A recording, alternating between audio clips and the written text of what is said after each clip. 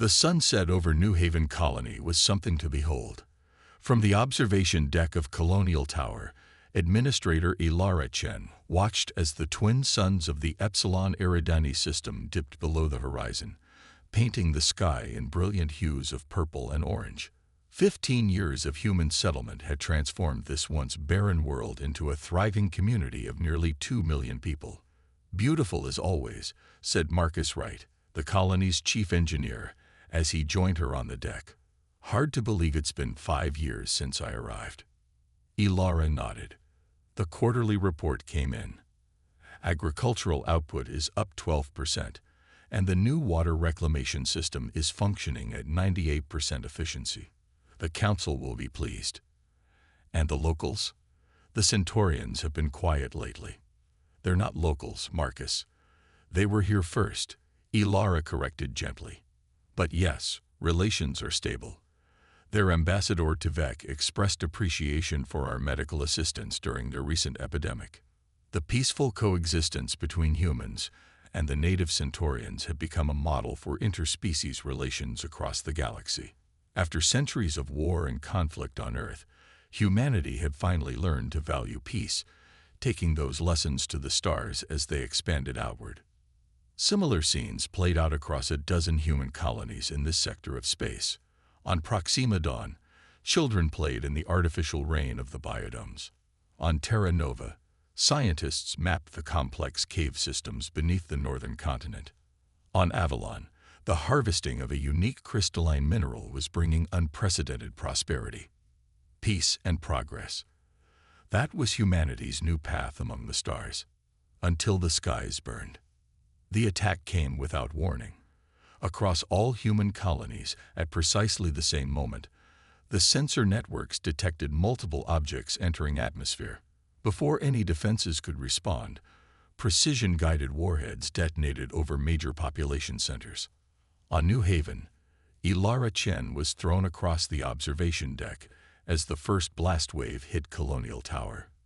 Emergency klaxons blared, and the building's AI initiated lockdown procedures.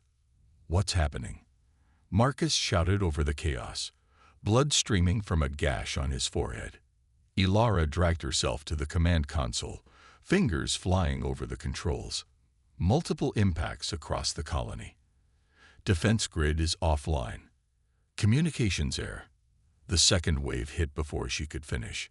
Antimatter warheads, designed to maximize destruction while minimizing radiation. The weapons of a civilization that had perfected the art of extermination. From orbit, the Varaxian attack fleet watched with cold detachment as the human settlements burned. Supreme Commander Zex Kilor observed the destruction through the main view screen of his flagship, the inevitable dominance. "Casualties?" he asked, his voice betraying no emotion. Preliminary estimates at 87% of the human population on all targeted worlds, reported his second-in-command. Some survivors in outlying areas and underground facilities. "Acceptable," Zex Kilor said. "The humans have been taught their lesson. Their expansion threatened our territorial claims in this sector. Now they will understand their place in the Galactic Order. The Galactic Council will protest," another officer noted. Zex Kilor's mandibles clicked in what passed for amusement among his species. The Council protests everything and does nothing. By the time they convene a session to discuss this matter, we will have secured our position. The humans are a young species with limited military capabilities. They will accept our terms. How wrong he was.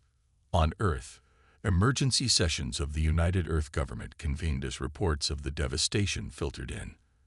Public broadcasts showed scenes of destruction across the colonies. Millions dead, centuries of progress reduced to ash in minutes. The public demanded action. Military leaders called for immediate retaliation. Diplomatic channels burned with accusations and demands for justice. But officially, Earth's response was measured, even passive.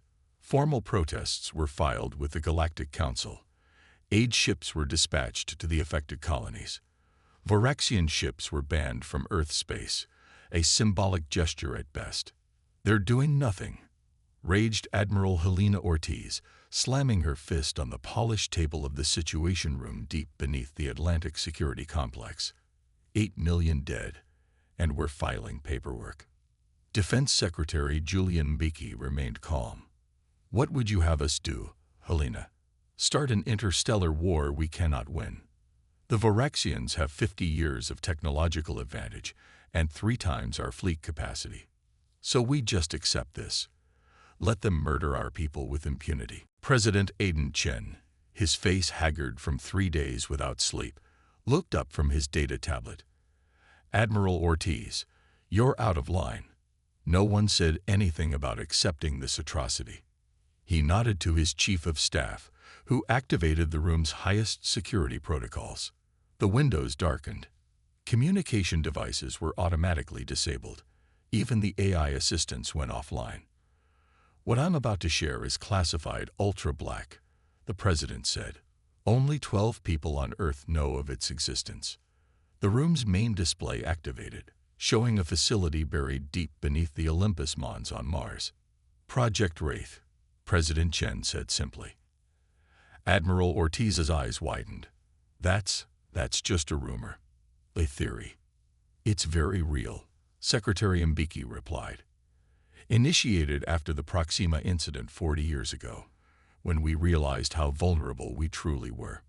While we presented a peaceful face to the galaxy, President Chen explained, we quietly prepared for the possibility that peace might not be reciprocated. The Voraxians believe they've caught us unprepared, that we lack the will and capability to respond effectively.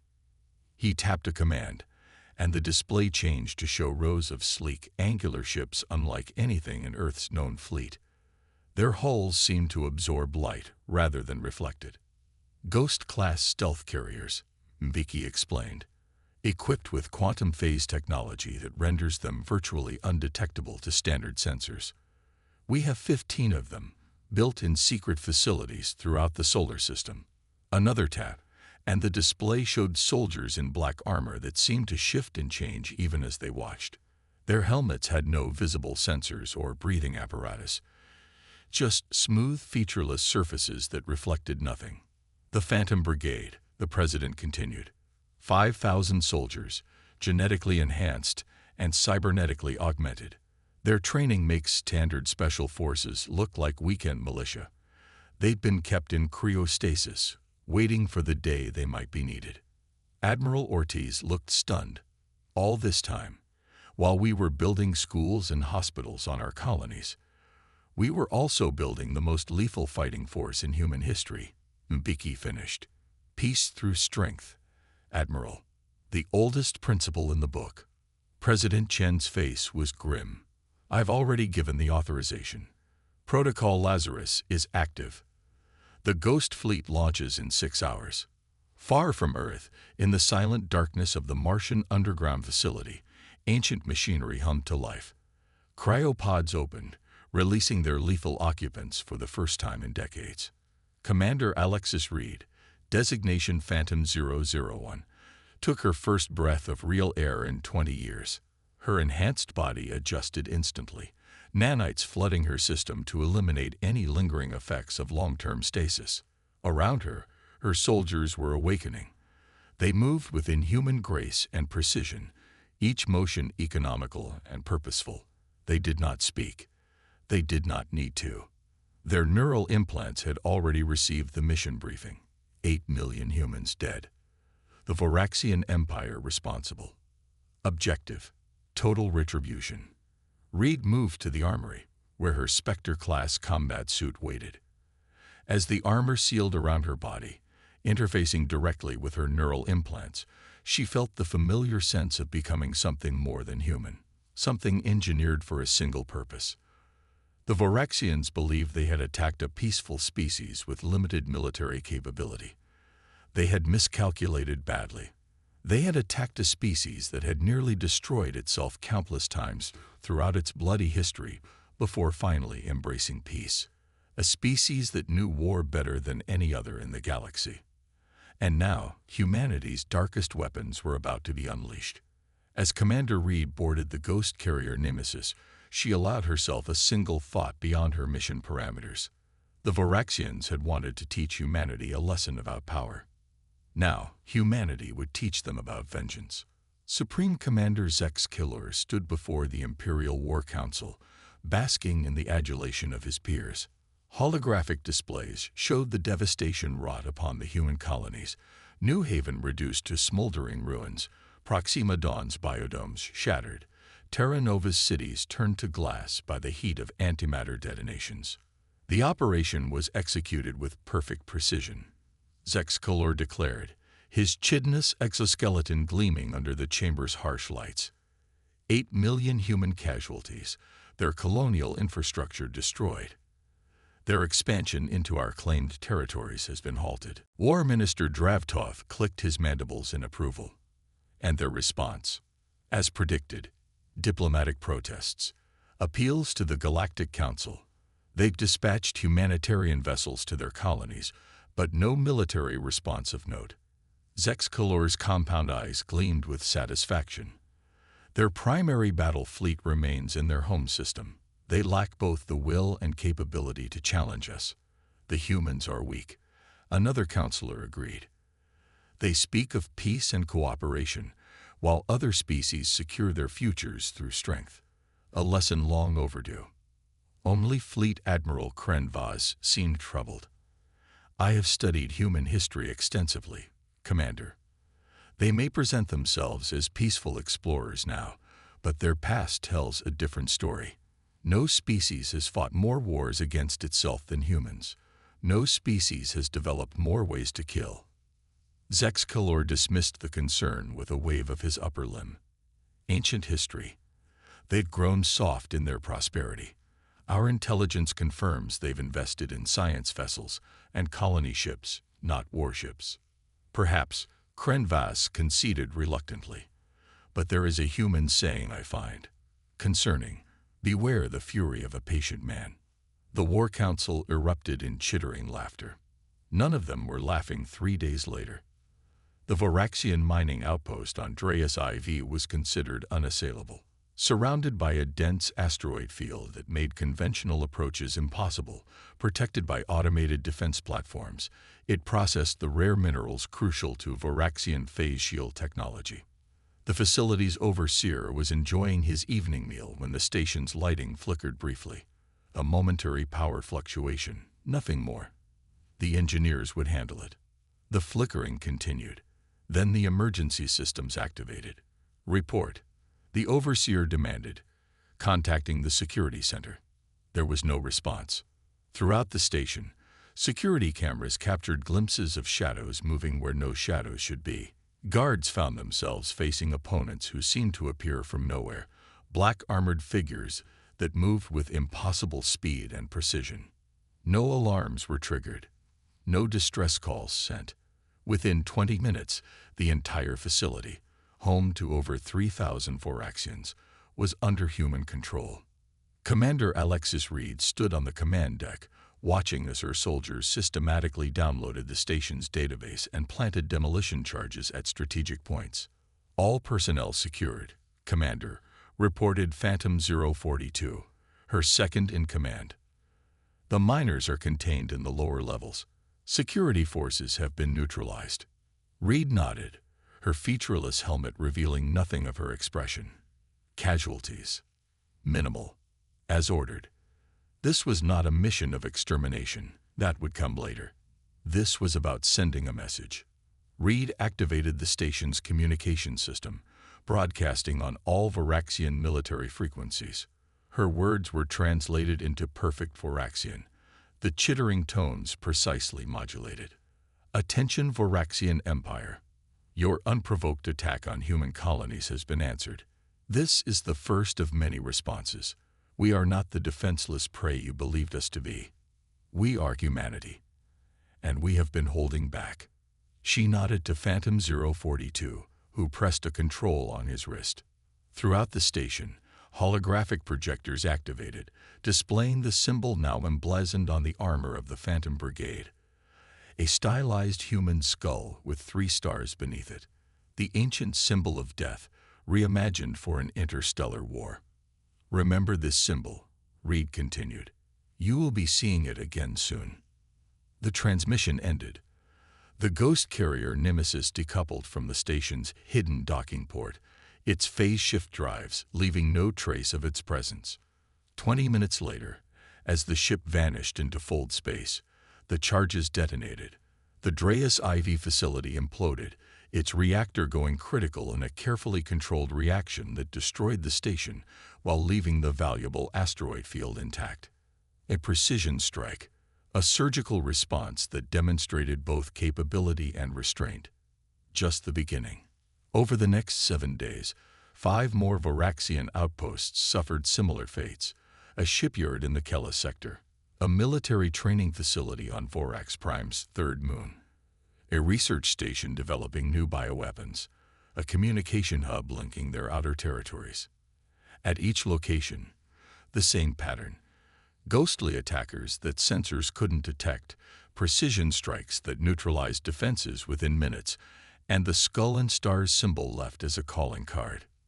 No civilian targets, no mass casualties, just critical military and industrial infrastructure eliminated with surgical precision. The Varaxian Empire was thrown into chaos. Emergency sessions of the War Council devolved into accusations and panic. Defense systems were placed on highest alert, but how do you defend against an enemy you cannot detect?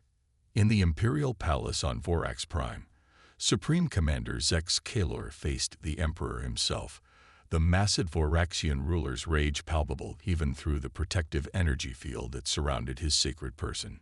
"You assured me the humans were defenseless," Emperor Vex Kalrath thundered, his massive frame rising from the crystalline throne. "You claimed they had no significant military capability." Zex Kalor prostrated himself, all 6 limbs splayed in submission. All intelligence indicated. "Your intelligence was wrong," the Emperor roared. "In 7 days, they have caused more damage to our military infrastructure than the Tazari Confederation managed in a decade of conflict. They move through our defenses like ghosts, strike like assassins, and vanish without a trace. We are implementing new security protocols," Zex Killer insisted desperately. "Additional sensor arrays calibrated to detect their stealth technology." Too late. The Emperor activated a holographic display showing footage from their fallen outposts. Black armored humans moving with inhuman speed, weapons cutting through Voraxian defenses like they were made of paper. "What are these creatures? No human moves like this." Fleet Admiral Kren Vaz stepped forward cautiously. "My Emperor, permission to speak." The Emperor gestured impatiently. "I believe we have grossly misunderstood human society," Kren Vaz explained. "What we see is weakness.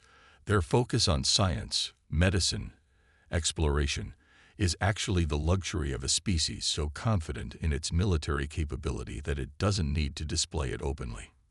"Explain." "Consider, humans nearly destroyed themselves multiple times in their history. They mastered nuclear fission within decades of discovering radio.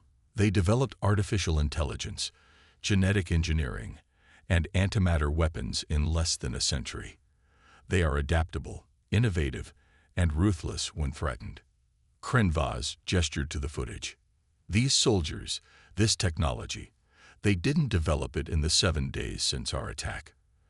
They've had it all along, keeping it in reserve while presenting a peaceful face to the galaxy." The Emperor's compound eyes narrowed. "You believe this is still a measured response? That they're still holding back?" "I do, my Emperor, and I fear what happens if they decide to stop holding back." As if summoned by his words, the palace communication system suddenly activated. Every screen, every holographic display throughout the massive structure showed the same image: the human skull and star symbol. A voice spoke in perfect Imperial Voraxian. "Attention Emperor Vex Kalrath. This is Commander Alexis Reed of Earth's Phantom Brigade. Your unprovoked attack on our colonies killed 8 million innocent civilians. Your empire has shown neither remorse nor accountability for this act of genocide." The screens changed to show a massive human fleet emerging from fold space. Not the handful of ships that had conducted the raids, but hundreds of vessels, many larger than anything in the Voraxian Armada. What you have experienced thus far has been a demonstration of our capabilities, carefully calibrated to minimize loss of life, while making our position clear. This was not mercy. This was professional courtesy between warriors. Reed's helmet materialized on screen, the featureless black surface revealing nothing of the human within. The courtesy period has ended. You have 1 hour to surrender those responsible for the attack on our colonies, beginning with Supreme Commander Zex Kellor, and to transmit full reparations terms to the coordinates provided. The palace erupted in chaos. Security teams scrambled. The Emperor's guards formed a protective circle around their ruler. Impossible, Zex Kellor sputtered. Our defense grid would have detected a fleet of that size. They must be using holographic projections to. He never finished the sentence. A shimmer in the air beside him resolved into a black armored figure, Commander Reed herself, somehow standing in the heart of the Imperial Palace, the most secure location in the Voraxian Empire. Your defense grid sees what we allow it to see, she said simply, her voice unnaturally calm. Your sensors detect what we permit them to detect. Guards rushed forward, but froze as targeting lasers appeared on their bodies, emanating from seemingly nowhere. I could have appeared in your private chambers, Emperor, Reed continued, turning to the stunned ruler. I could have ended your dynasty with a thought. Instead, I stand before you openly, offering a choice. The Emperor's voice was subdued, but maintained its dignity. What choice? Peace on our terms, or war on yours? Reed's helmet retracted, revealing her face. Human, female, her eyes enhanced with subtle cybernetics that glowed faintly in the palace's dim light. We did not want this conflict. We were building a future among the stars. You brought war to our doorstep, killed our people, and expected no meaningful response. Her eyes narrowed. A fundamental miscalculation. The Emperor studied her for a long moment.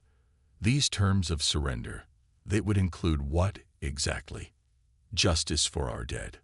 Reparations for our destroyed colonies.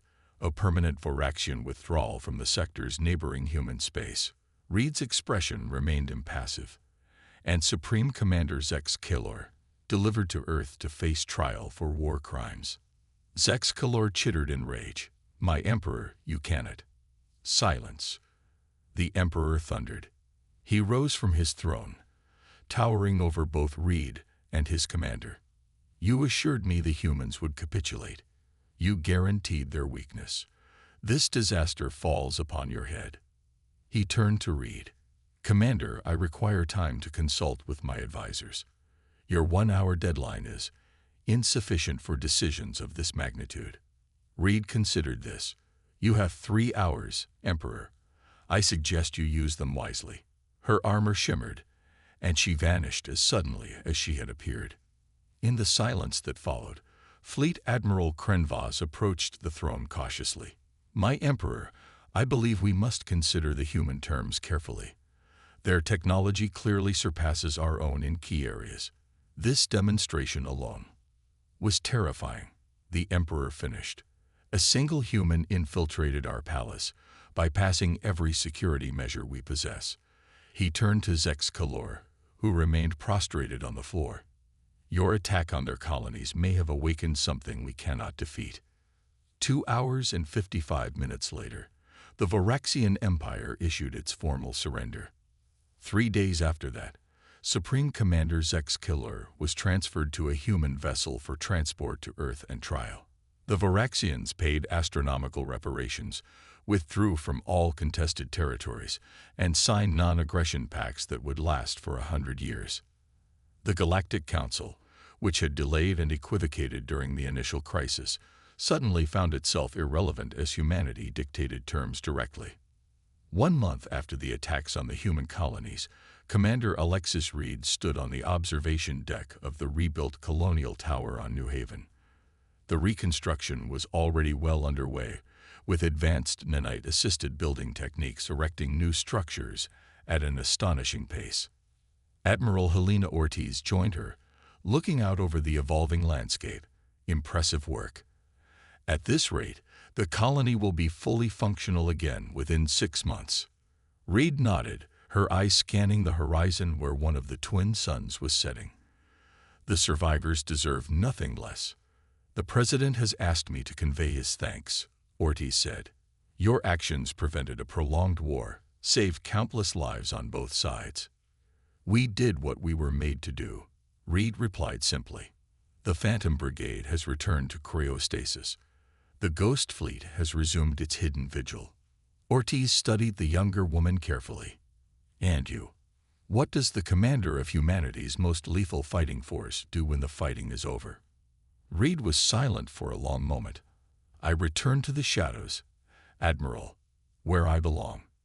As darkness fell over New Haven Colony, lights came on in newly constructed homes. Children who had survived the attack played in carefully tended parks. Scientists and engineers worked to rebuild what had been lost. Humanity continued its peaceful expansion among the stars, its commitment to cooperation and scientific advancement unchanged. But the galaxy now understood a fundamental truth about these strange bipedal creatures from Earth. Their dedication to peace was a choice, not a necessity. Their apparent lack of military focus was the luxury of a species so confident in its capabilities that it had no need to display them openly. Across known space, the skull and stars symbol became a warning, a reminder of what awaited any who mistook humanity's restraint for weakness. For behind humanity's peaceful exploration of the cosmos waited the Phantom Brigade and the Ghost Fleet, the darkest weapons of a species that had mastered the art of war long before it reached for the stars. Peace through strength, the oldest principle in the book, and humanity had written the book.